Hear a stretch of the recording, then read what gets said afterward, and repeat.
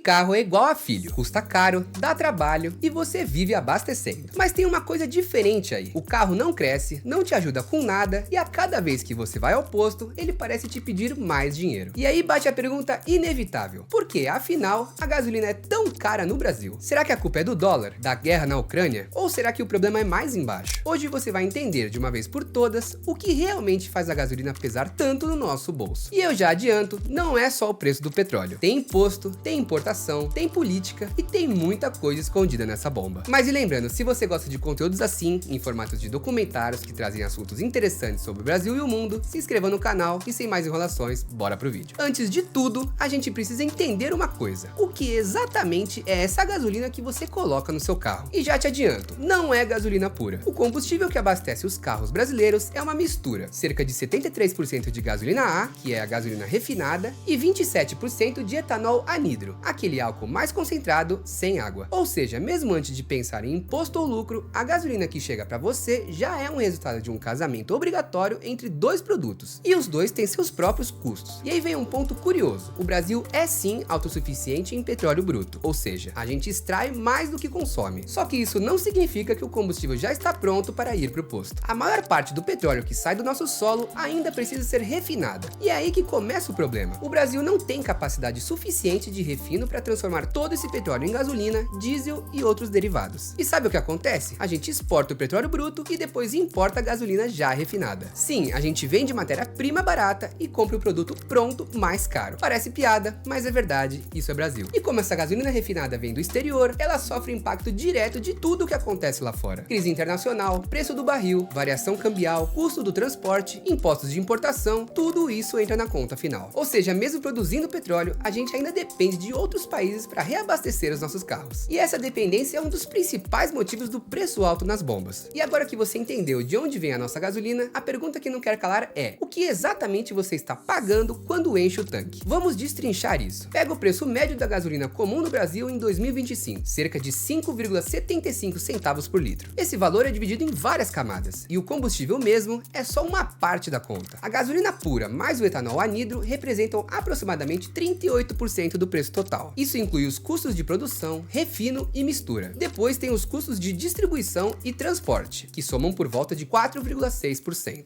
Isso inclui levar os combustíveis até os postos, atravessando estradas, cidades e regiões inteiras. Na sequência vem a revenda, que é a margem de lucro do posto de gasolina, em média 11,2% do valor final. Agora segura, quase 46% do preço da gasolina são impostos. Isso mesmo, metade do que você paga nem é gasolina, é tributo. Entre os impostos federais estão o PIS, PASEP, a COFINS e a CID, que juntos somam 69 centavos por litro, o que representa cerca de 15,8% do valor. Mas o peso maior vem do ICMS, um imposto estadual, pode chegar a 29,4% sobre o valor total da gasolina. Ou seja, a cada R$100 que você gasta no posto, até R$46 vão direto para o governo. Isso mesmo, quase metade do seu dinheiro é tributo. Então não se engane achando que o posto que tá metendo a faca. O que mais pesa no seu bolso não é o combustível, é o sistema tributário. E para entender por que mesmo com o petróleo sendo nosso, a gente ainda paga caro, a gente precisa olhar para a Petrobras e sua política de preços. Durante anos, o Brasil usou o modelo chamado PPI, Preço de Paridade de Importação. Essa política, que foi adotada em 2016, baseava o preço da gasolina nos valores internacionais do barril de petróleo mais a cotação do dólar. Ou seja, mesmo que a Petrobras produzisse tudo aqui dentro, o combustível era precificado como se fosse importado. Subiu o petróleo lá fora? Subiu a gasolina aqui. O dólar disparou? Você sentiu no bolso. Esse modelo causou muita polêmica porque repassava automaticamente todas as variações do mercado internacional para o consumidor brasileiro. Mas em maio de 2023, a Petrobras abandonou esse modelo e passou a adotar uma nova fórmula. Agora o cálculo se baseia em dois pilares: o custo alternativo do cliente, ou seja, quanto ele estaria disposto a pagar antes de buscar outra fonte de combustível, e o valor marginal para a Petrobras, que é o menor valor que a empresa pode praticar mantendo seu lucro. Na prática, a ideia era deixar os preços menos voláteis e evitar que qualquer oscilação externa causasse aumentos repentinos. Só que essa mudança, apesar de importante, não resolveu o problema completamente. A carga de impostos continua alta, os custos de refino e transporte seguem pesando e o consumidor segue sem muito alívio. Ou seja, o preço parou de subir como um foguete, mas ainda não caiu como deveria. Em 2025, a Petrobras anunciou uma redução de 5,6% no valor da gasolina vendida às distribuidoras. O preço caiu de R$3,02 para R$2,86 95 centavos por litro. A notícia parece boa, mas quando a gente vai até o posto, percebe que quase nada mudou. Mesmo com esse corte, a média nacional nas bombas continua acima dos R$ 6,20, segundo dados da ANP. E aí vem a dúvida, se a Petrobras abaixou o preço, por que o consumidor não sente esse alívio? E a resposta é simples, mas frustrante. A queda no valor da refinaria não garante nem de longe uma queda no preço final, porque entre a refinaria e o tanque do seu carro tem uma cadeia inteira cobrando seu pedaço. Tem o custo do transporte, o etanol que é misturado, a margem de lucro dos postos e, claro, os impostos, que continuam sendo a parte mais pesada da conta. É como se a gasolina saísse da fábrica com desconto, mas passasse por uma maratona de taxas até chegar no seu bolso. No fim das contas, o desconto até existe, mas se perde no caminho. Quando a gasolina sobe, é automático. A gente olha para o frentista com raiva ou culpa o dono do posto. Mas será que isso é justo? A verdade é que o preço alto da gasolina não é culpa de uma pessoa, nem de um governo específico. É o resultado de um sistema inteiro que foi montado assim. Tem a política fiscal, uma das cargas de impostos mais altas do mundo quando se trata de combustível, tem a falta de refinarias modernas e em número suficiente, o que obriga o Brasil a exportar petróleo cru e importar combustível pronto, tem a dependência do mercado internacional, que deixa a gente refém do dólar, das crises lá fora e até de guerras que acontecem a milhares de quilômetros de distância. E tem também a forma como a Petrobras define seus preços, tentando equilibrar o lucro com o controle de inflação. E no fim das contas, quem paga tudo isso é você, o consumidor que enche o tanque e leva um susto. E muitas vezes nem entende o porquê. Culpa o posto, culpa o frentista, quando na verdade mais da metade do valor que você paga vai direto para o governo antes mesmo de você abastecer o seu carro. Mas você lembra daquela pergunta que eu fiz lá no começo? Por que a gasolina é tão cara no Brasil? Agora dá para responder com mais clareza. Porque é assim que o sistema foi desenhado. O combustível não é só energia, é um produto que sustenta uma máquina pesada, cheia de impostos, ineficiência e dependência externa. A gasolina não sobe por acaso. Ela carrega nas costas os erros de décadas de má gestão, de infraestrutura mal planejada e de um modelo que coloca o consumidor na base da pirâmide. Então, antes de culpar o posto mais próximo de você, olhe em volta e se pergunta para onde vai cada centavo do que você paga. E aí você vai perceber que o problema está bem além da bomba. Mas e você ainda acha que o preço alto da gasolina é culpa só do petróleo? Ou agora deu para ver que o buraco é bem mais embaixo? O que você pensa sobre isso? Você concorda ou discorda desse sistema? Acha que a gasolina vai baixar algum dia ou você já perdeu a esperança? Comenta aqui embaixo, eu quero muito saber a sua opinião. E se esse vídeo te ajudou a entender para onde vai o seu dinheiro toda vez que você abastece, já deixa o like, se inscreve no canal, me dá essa moral. Valeu!